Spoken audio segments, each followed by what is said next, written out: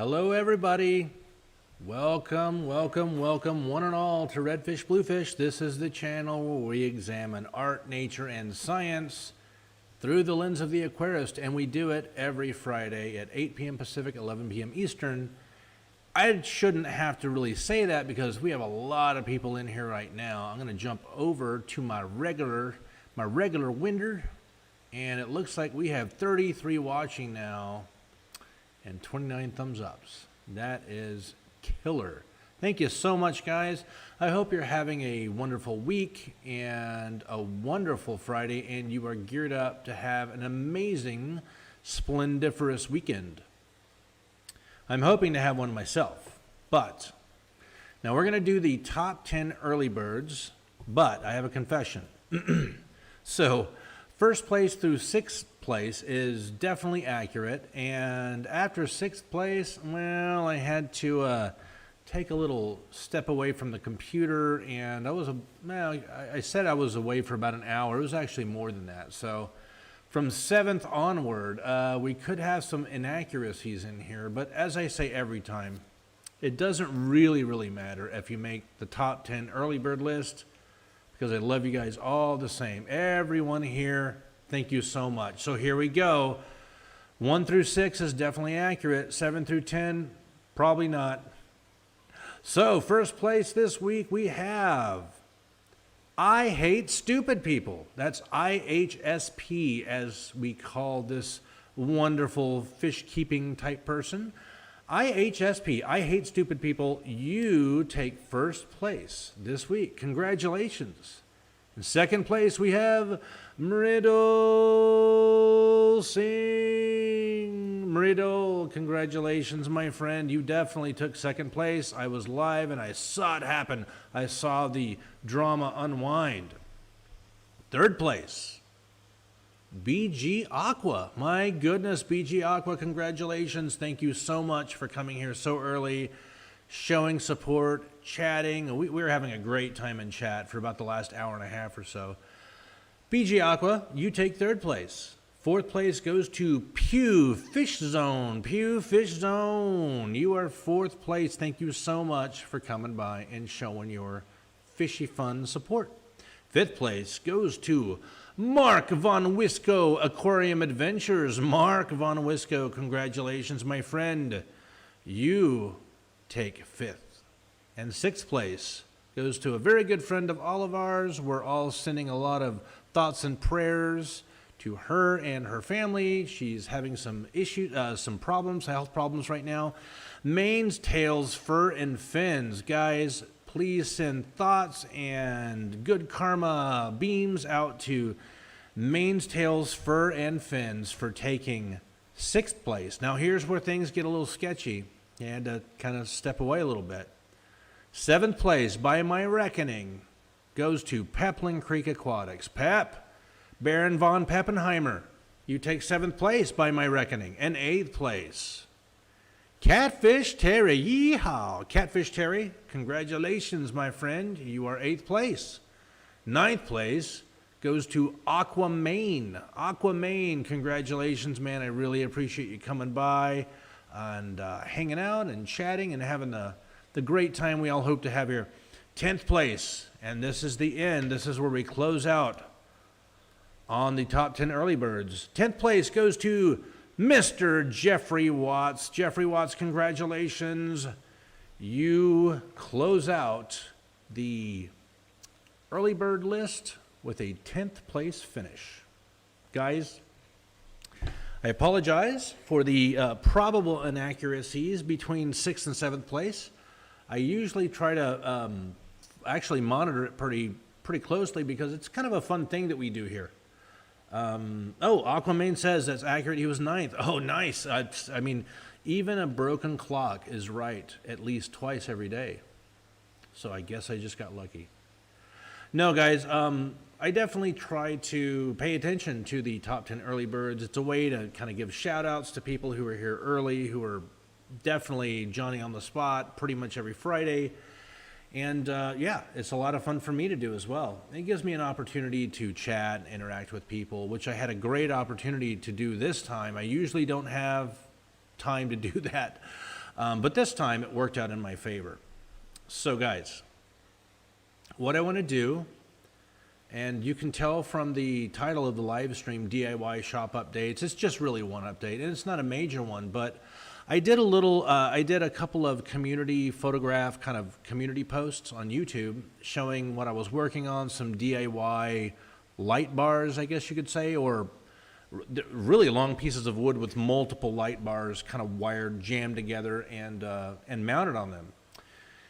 I wanted to show you guys what I've been working on, and kind of, if you look in the description of the live stream, you'll see a product link. I don't get paid for anything. I'm not even, I mean, I could monetize my channel if I wanted to. I'm not monetized because I don't like ads and all that stuff. I just don't need it. But if you're interested in picking up some of the light bars I'm about to show you and kind of slapping them together in kind of whatever configuration you can imagine, that's why I posted the link in the description of this live stream. So it would make it easy for you guys to, you know, find it if you wanted to play around with it. What I'm gonna do right here, hold on a second, let me switch the cam and the audio. Actually switch the audio first, guys, bear with me. And I'll show you what I've been working on.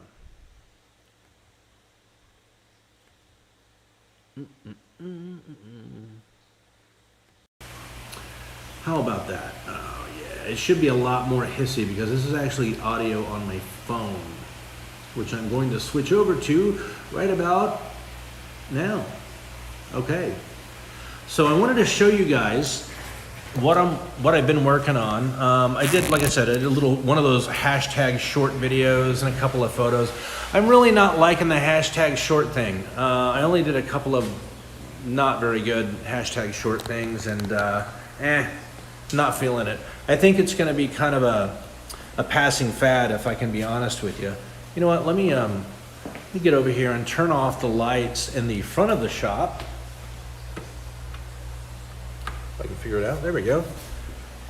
And you know what? I'll turn off half of the lights in here to show you guys kind of how bright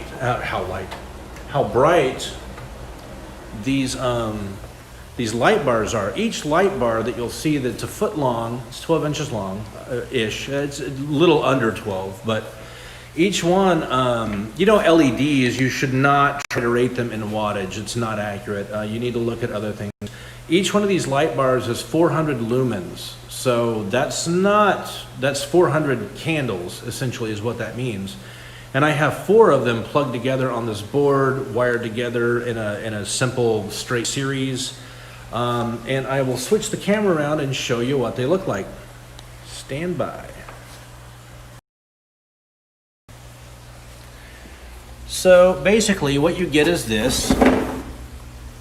You get a little AC adapter that, you know, this is obviously a North America style adapter. It steps 120 volt AC down and converts it to DC 12 volt. And you have this little dimmer switch. It goes click, turns on, you can roll it up, roll it down. And let me show you how bright these little guys are. There's 4 of them on here. Let me bump it up to just barely on. So that's barely on. And then I'll start to crank it up slowly. And there you go, that's maximum.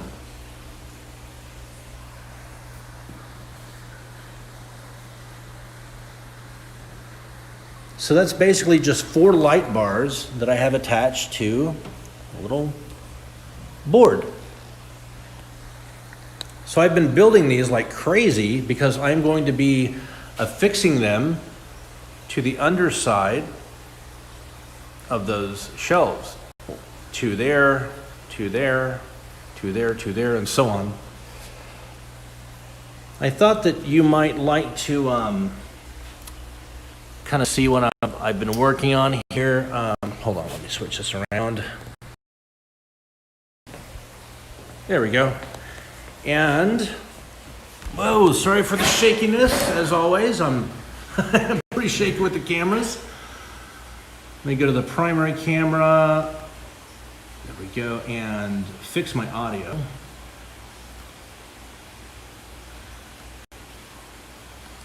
One more second. There we go.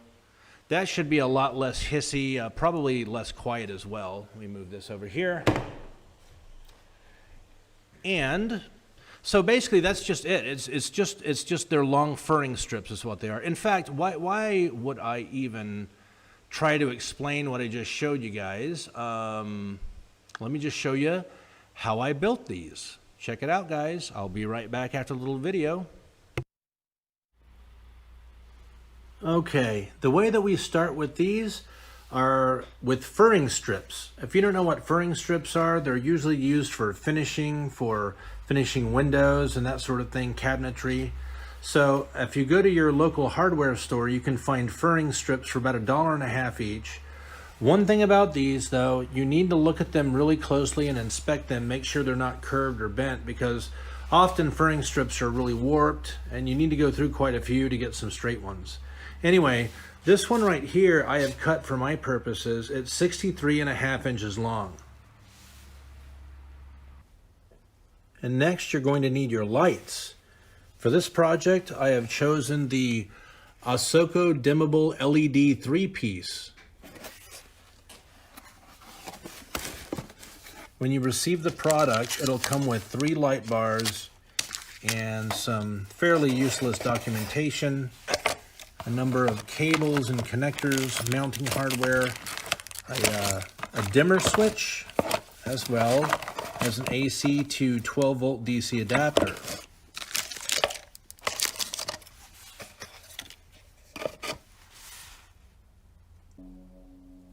So these light bars can be connected to each other in one of 2 ways.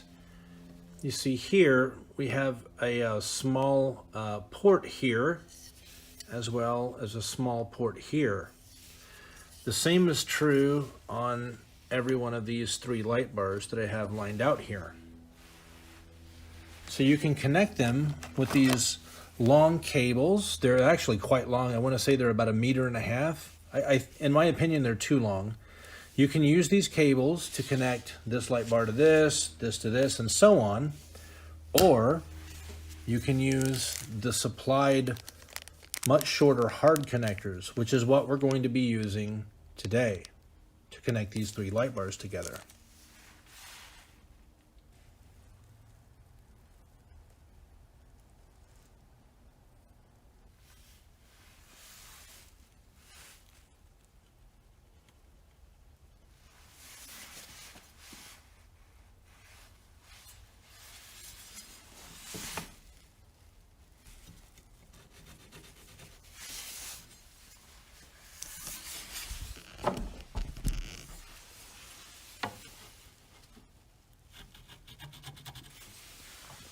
There we go, 6.5 inches from either end. Now in even further from that point, we're going to put 2 inches in further, another mark here.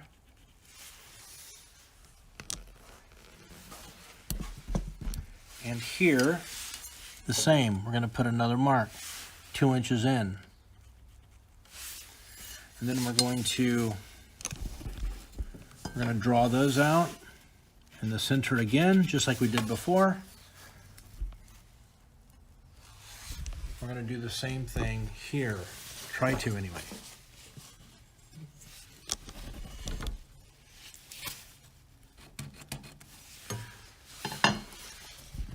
There we go. Now this is where the edge of our light bar is going to go. Right there. Right on this first mark. And the second mark is going to be where we're going to put our mounting bracket, which is included in the kit.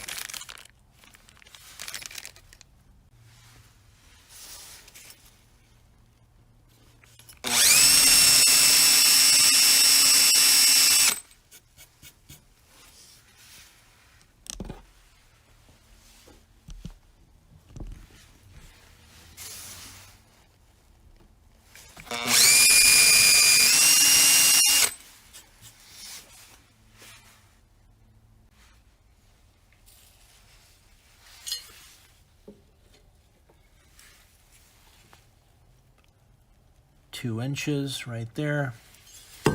And that's where we're going to install the other clip for this, right in the center.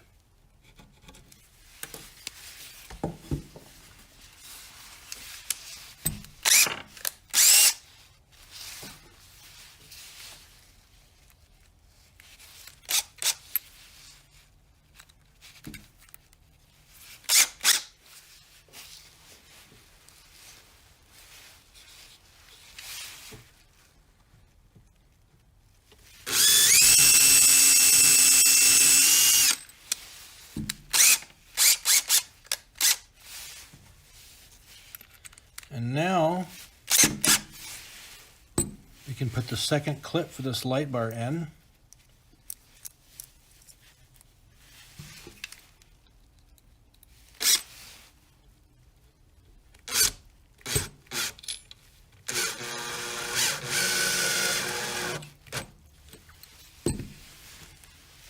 Often I have to twist them a little bit to get them straight. That's fine, just like that. And then you see this light bar should clip right in very, very securely. And you can slide it once you get it in to get it lined up where it needs to be. It's quite tight, but that's okay. Just like that.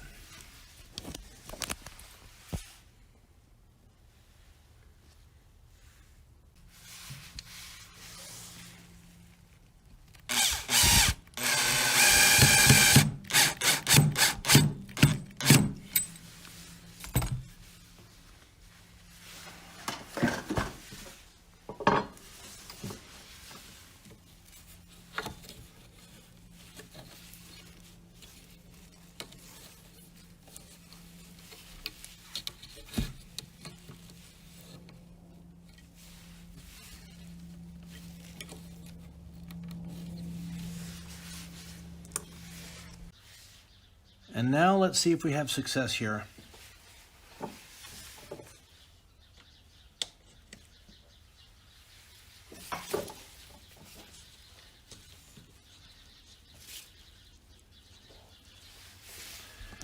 There we go. Once we tighten all the connections up, we're good.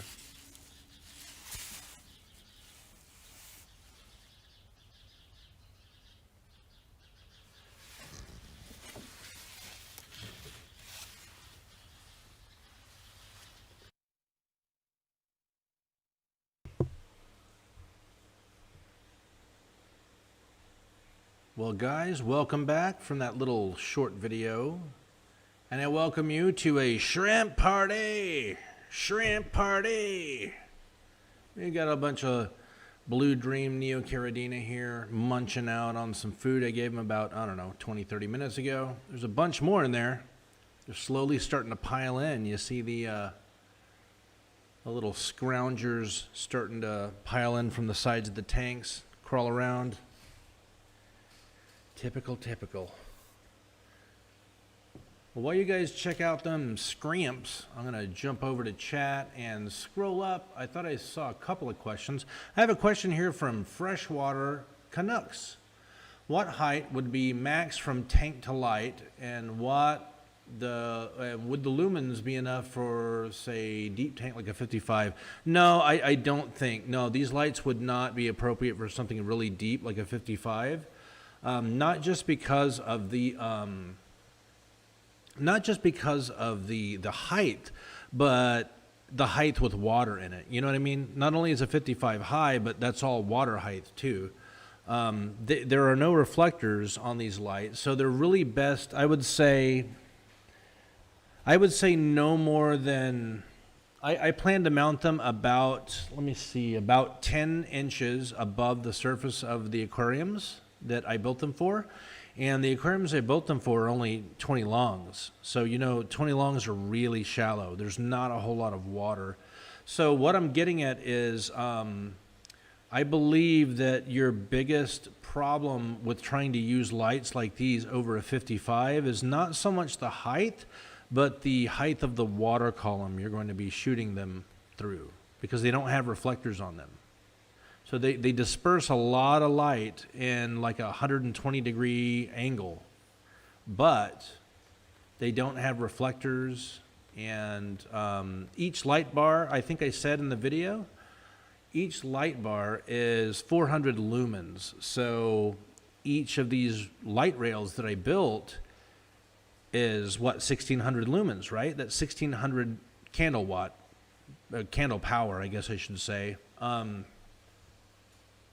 So with that said, over like a rack, there we go with a comment with from I Hate Stupid People. 10-gallon or 20-gallon tank rack. It's a great idea. Yep. So, yeah, I would recommend that if you want to use these under cabinet lights, for some aquariums you have, I wouldn't recommend trying it with any deep aquariums, like a 55 or a 75. Those are pretty deep. There's some height to them. So there's definitely some water column that you'd have to shoot your photons through to make it.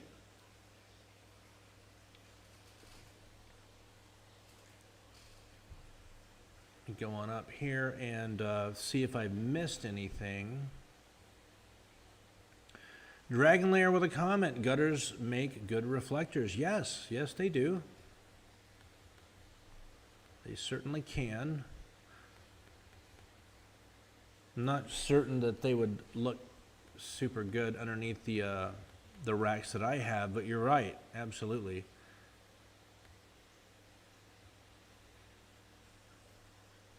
Yeah, just to follow on to W. Marion's question, if you got a second kit, could you add additional light bars to the one string or plug, or is it max 3 bars per dimmer/plug? So I checked with the manufacturer, and so each light kit that you buy is about, I don't know, don't get me lying, I don't think it's quite $30. It's close to it. It's very affordable.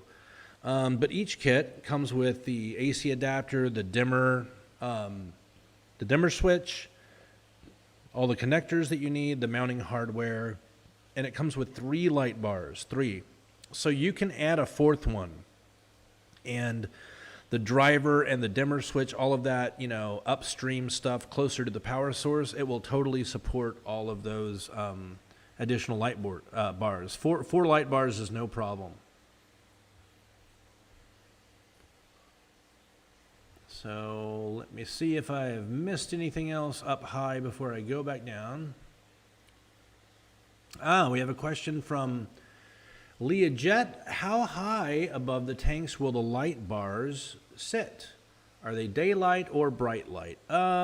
These would be bright light.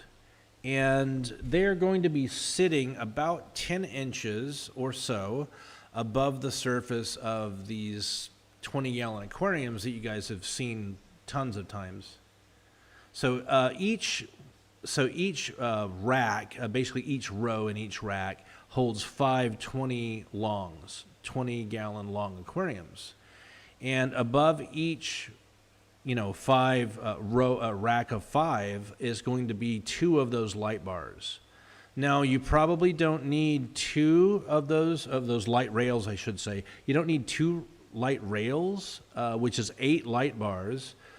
But the reason why I went with that and I chose a dimmable solution is so I could spread the light out and make sure I have enough coverage, and then dim it back, basically, because it's very likely to be too much light. But they're fully dimmable, so that's kind of the idea.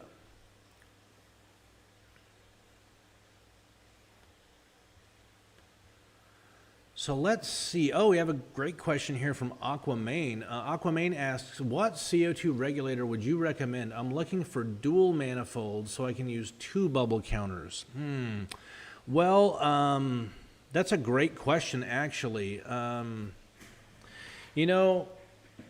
Aquatech of California makes a number of different what I call CO2 splitters. Basically, what it is, it goes on the right side of the solenoid, right? So it goes on the other side of the solenoid than the tank lives, and it basically splits the feed into 2 or 4 or 6, however many you want, individual feeds, and on each individual feed you screw on its own bubble counter, right? So I don't know if they work with other CO2 regulators. I'm not sure what the size is. I've heard really good things about their splitters.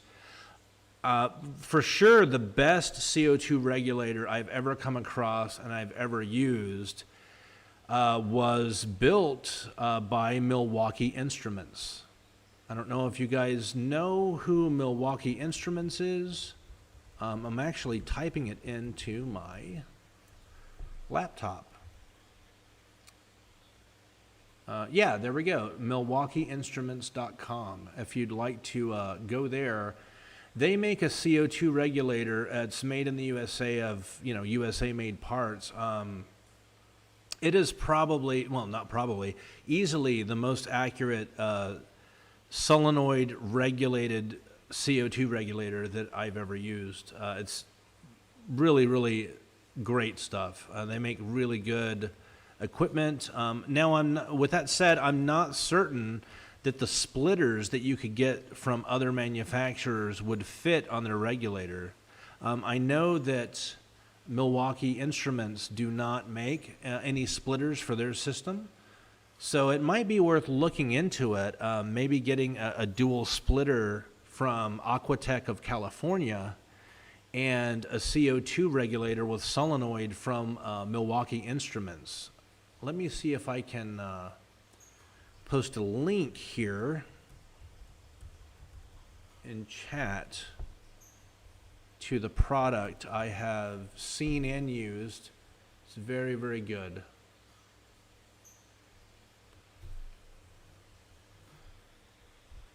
It's the MA957 dual valve CO2.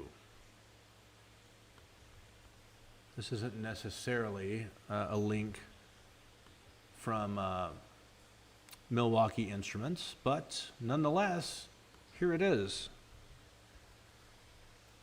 Oh gosh, that link is way too long. I tried to post it in and it's much longer than I thought. There we go. I'll just post the product name in chat. How about that? It's the MA957.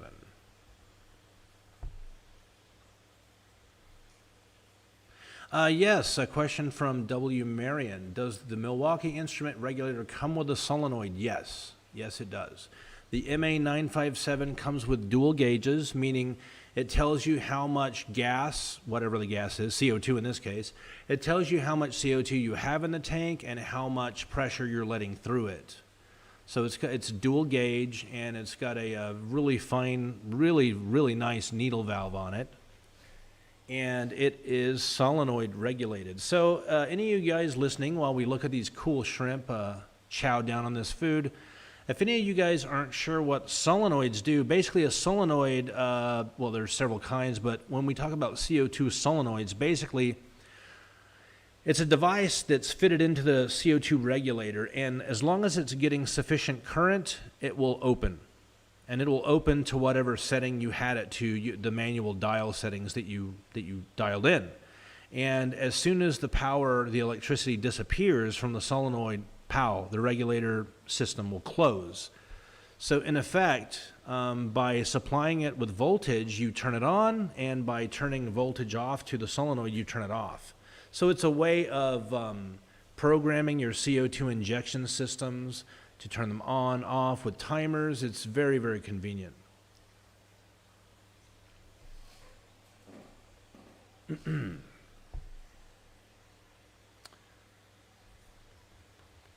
So let me bounce on up a little bit more and see if I missed anything else.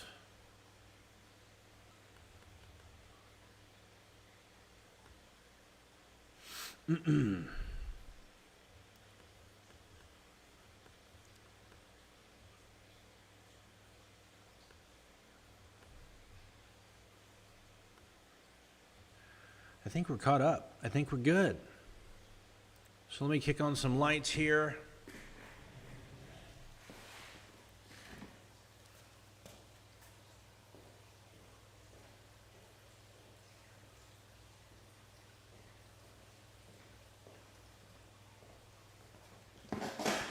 Okay.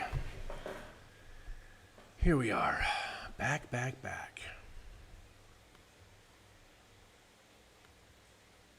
Hey, welcome back, everyone. Yeah, so basically, like I said, the light rails, I guess that's what we're calling them at this point. They're made up of 4 light bars, 12 volt, it's really straightforward. It's got a dimmer on it. They're pretty bright.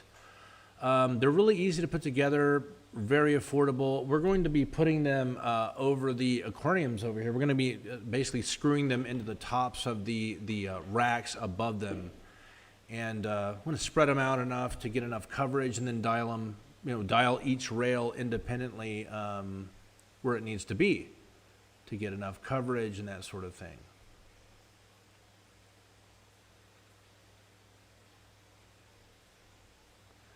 Dragon Lair, pledging to never mess with CO2, no problem. It works for you or it doesn't.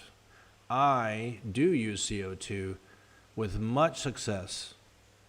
If you know how to work with it, it will not burn you.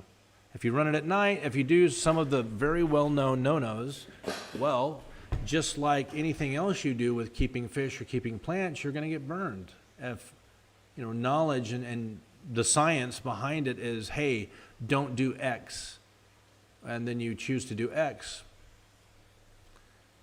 well, you're not going to probably get great results.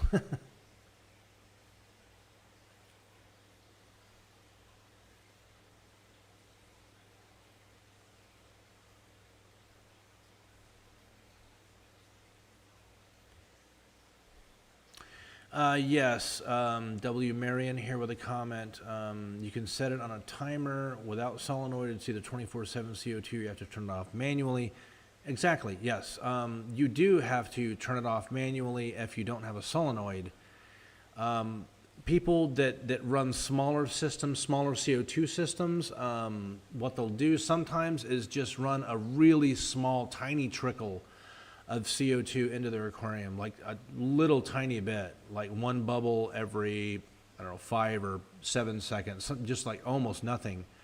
And they'll just leave it on 24/7 when the lights are on, when the lights are off, because it's at that, depending on the size of the aquarium, of course, you're very unlikely to overdrive your aquarium with CO2 and crash the pH at that small level, and it's just a little enough to give you kind of little bump in growth. But there are others who correctly say, well, you can do that. Some people do that, but you really need to turn it off 30 minutes, an hour or so before the lights go off.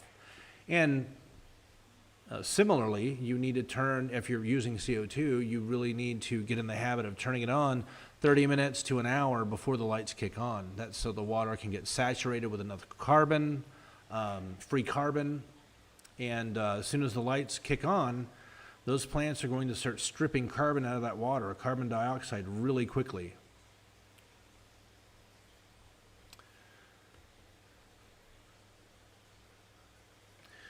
Yes, Freshwater Canucks has a question here. I'm assuming these lights are okay for Anubias, etc. Yes, yeah, they're fine. Lights like these are fine for virtually, if you're just looking to grow plants and nothing more than that, just grow plants, you can do it with a lot of different lights. You can do them with shop lights, LED shop lights. You can do them with old school fluorescents. I've grown tons of plants, beautiful stem plants with all kinds of colors. I've gotten great results out of them, growing them over nothing but just old school like T12s, like old school T8, T12 lights that are like 2 years old. They're not putting out anywhere near the amount of the number of lumens that they should be putting out. With proper CO2, water column fertilization, using the right substrate, knowing what you're doing with plants, basically, you can grow amazing plants with not a whole lot of light. Plant keepers, we have some really great aquascapers in the U.S., some really talented planted tank keepers. We also have something of a pandemic, okay? It's overdriving lights. Americans, I don't know why, but I run into it a lot here. And perhaps it's probably because we tend to be, and I don't wish to sound contentious, but we tend to be a little bit behind Europe and Asia when it comes to keeping plants, planted tanks, aquascapes, that sort of thing. No disrespect intended, I'm just trying to be honest. So I think an easy shortcut that pops up in a lot of people's minds, like, you know, I need to spend as much money as I can on the most powerful light that I can get, and they go out and they get a twin star, you know, really expensive twin star light or Kessels or something like that, and they slap them on top of aquariums, and they just absolutely overdrive the aquariums with light. Just absolutely blast them with photons. And, you know, who knows what kind of plants they have in their aquariums. At that point, when you're running really, really high light levels, like super high, like expert only experts need to do this stuff, a lot of people in the US are actually starting close to those levels, like really high light levels. You know, water column fertilization, ADA, substrates, and all of the fancy stuff, tons of CO2 injections, but they're not able to keep up with the growth and the maintenance that you need to approach that aquarium with when you're pumping that much light and that much carbon and that much, you know, those many nutrients and what have you into your aquarium. They can't keep up with it. So what happens? Algae, pow, you know, too much light, too much nutrition, not enough water changes, whatever, all of that equals algae exploding in that aquascape. So it drives people off of aquascaping eventually, and planted tanks as well. I think at a lower rate, but it happens. So there's a major problem that I see among, not all, but a lot of planted tank and aquascaping people in the US specifically. In North America, I can say, because Canada, you're in it too. A lot of people are just using really high lighting. You don't need high lighting to grow beautiful plants, to have a wonderful aquascape. In fact, you're kind of screwing yourself if you go into this planted tank or aquascape thing and you say, hey, you know, I need a 60 centimeter long twin star. What's the most expensive one? Well, you can find it, and it wouldn't surprise you to learn that the most expensive twin star is also the brightest twin star. So you slap that on your ADA 60p aquarium, you got your ADA soil and all this, and you've done all your planning, and you crank that light on, and a month later, you can't keep up with the water changes like you should, you know, and you start getting algae and you start getting this and that. And then from there, it's a very slippery slope to the end of that aquascape of you turning the light off, getting all the water out, throwing everything away and starting again.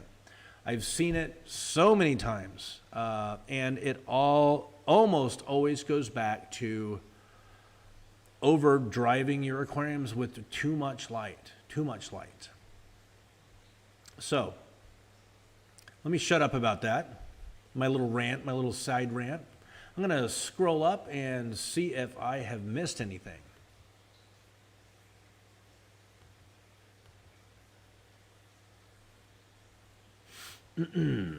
I think I see a question here from Pew Fish Zone. Pew Fish Zone asks, will you have tank covers or let water hit lights? I have tank covers now. In fact,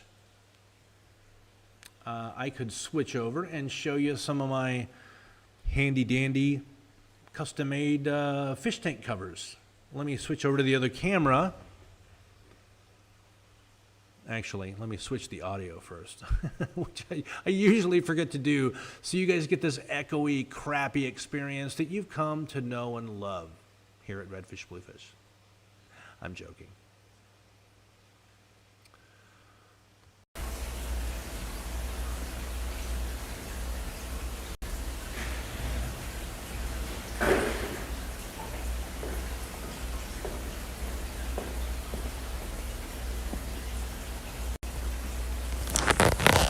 So these here are the lids that I built. They're quite dirty right now, but they are made out of polycarbonate. Actually, let me zoom out on my camera. Sorry about that, guys. They're made out of polycarbonate. quite rigid. You can get a nice, maybe make some saw music or something weird. They're made out of pure polycarbonate, very thin, and I affixed a wooden knob here with basically permanent glue that's never coming off. And to get them on, you just basically put them on, slide them right on. So every single aquarium in here has a lid built for it. Although they're actually not on right now because I've been cleaning and doing a bunch of stuff. You see those over there, these guys.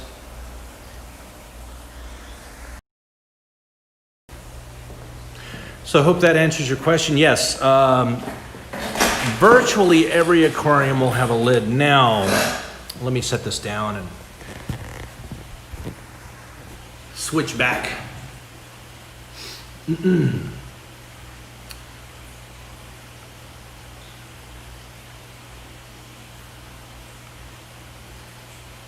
this camera control is so clunky, it's terrible. Okay, so virtually every stock aquarium, almost every stock aquarium will have a lid because I like to minimize evaporation. I don't like jumpers. I don't like coming in once in a great while and you find, a fish raisin. I don't like that. That's lost lives. It's lost money. It's lost resources. It's a fish that can't live in someone's aquarium. It's a fish that can't be purchased. It's a fish that I imported for no reason because it passed away for a silly reason. So for that reason, I really like to put lids on all my aquariums. Now, aquascapes, those are different, right? Aquascapes are generally done in low iron, rimless, fancy schmancy show tank type aquariums.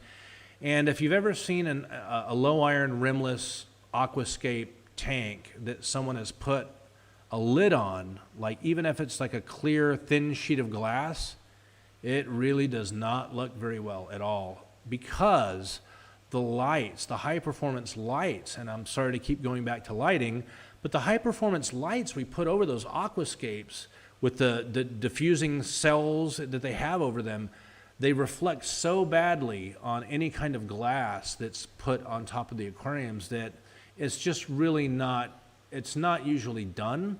I'm not saying you can't do it. I've done it on a very small aquascape before. I had some real jumpers in there.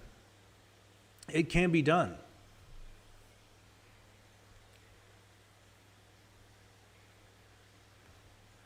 So let's see if I have missed anything else. I am actually really dragging at this point, guys. Yes. Guys, if you want to go over and check out the Milwaukee Instruments MA957, I posted it there in chat.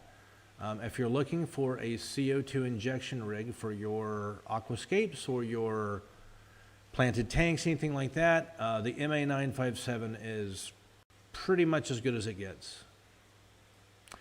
It looks like we have a question here from BG Aqua. Pardon me. What is the color temperature Kelvin of the lights you installed? The color temperature of these lights, oh man, I'd have to look it up. I don't want to lie. I want to say they're 5600. I think 5600K. Oh, here we go. Geek Boy here is answering 4000K. I'd have to look that up. Actually, I'm not sure what the Kelvin is on those things. Well, I could look it up pretty easily after the stream. I posted the link. I just need to go through my notes again.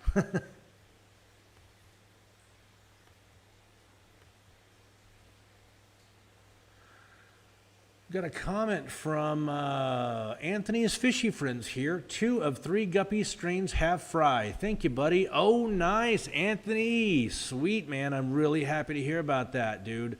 Get those guppies, crank those guppies out, man.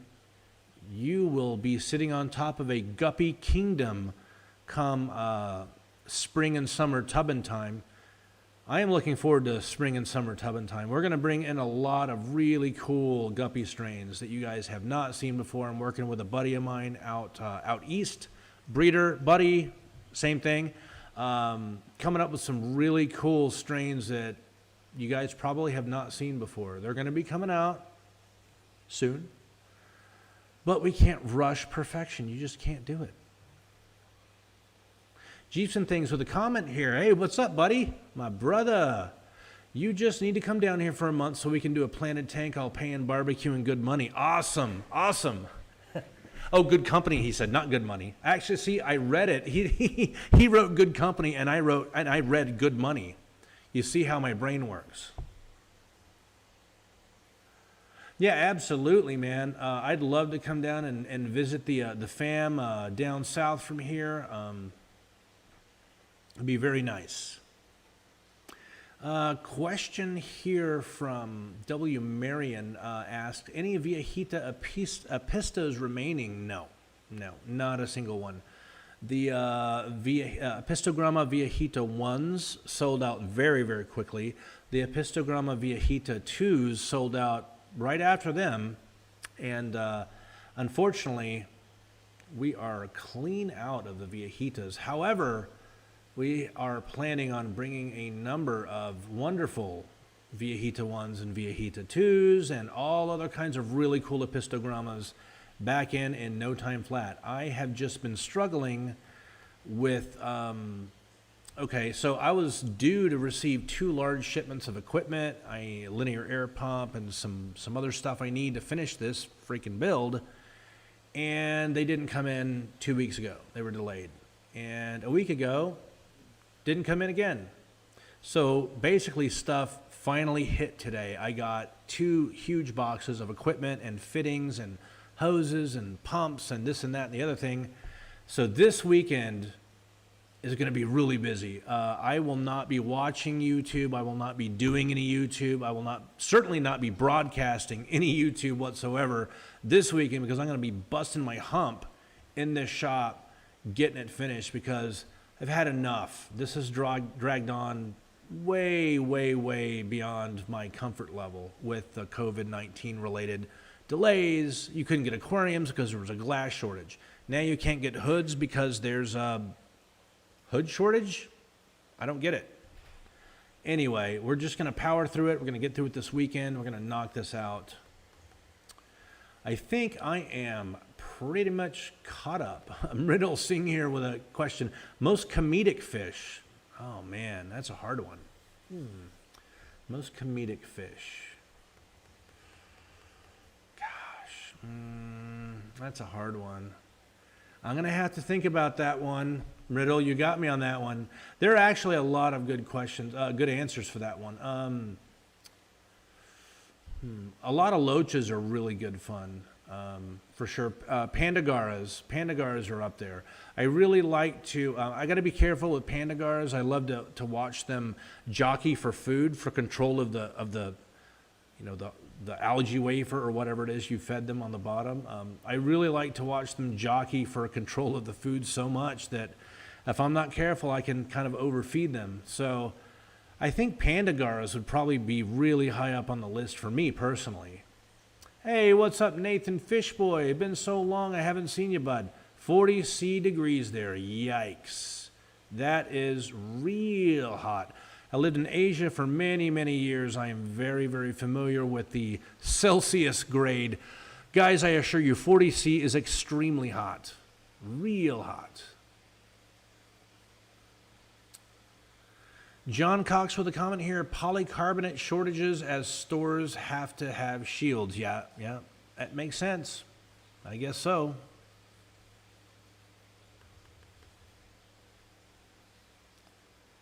Yeah, pandagars are a big plus in my book. I just love them.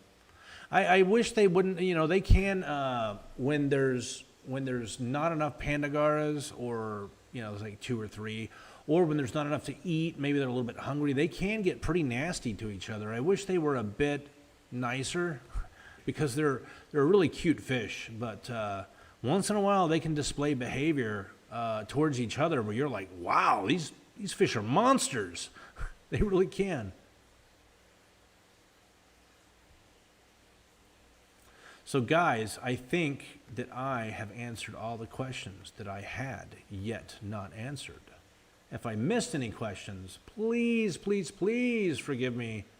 I'm going to wrap it up a little bit early. Please, if you have not yet subscribed to my channel, would you consider doing so?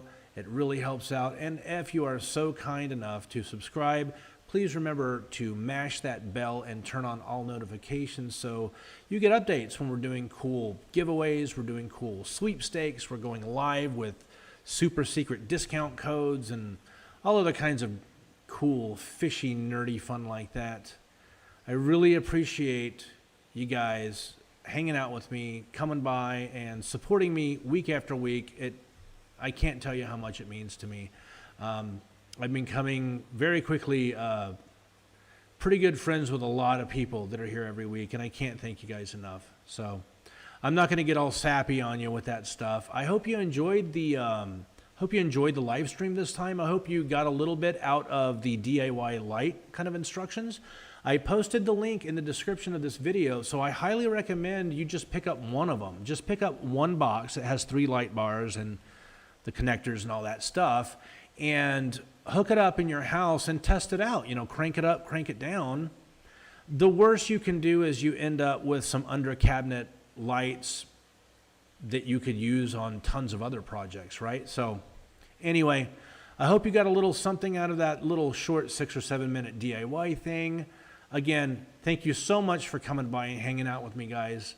My name's Jason. You've been watching Redfish Bluefish, and I'm going to hit you with my much love to you outro video. And until I see you next time, I wish each and every one of you peace, love, and nothing but happy and successful fish keeping.